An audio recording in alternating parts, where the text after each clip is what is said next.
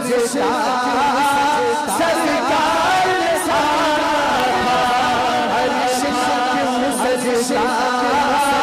सरकार में मस्जिद क्या मंजर थे प्यारे पीछे कतारों में हाजिर थे नबी सारे आगे मुसल्ले पर हंसने का वादा था ऐसे अर्श क्यों सजदा सरकार में क्यों सजदा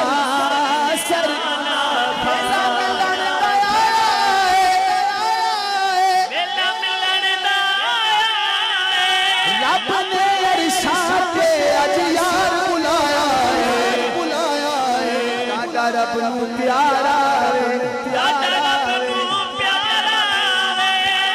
नमाज पहुंचा दित्तियां पिछा मुड़ मुड़ यारा फुल वसल दा खिलना है खिलना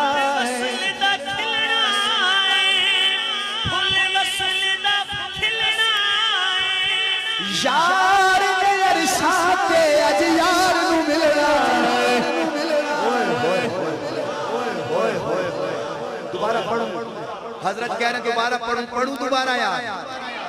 आपको कसम है अगर शेर आपको समझ आ जाए तो दोनों बाजू उठा के सुभान अल्लाह कहना फुल वसल दा खिलना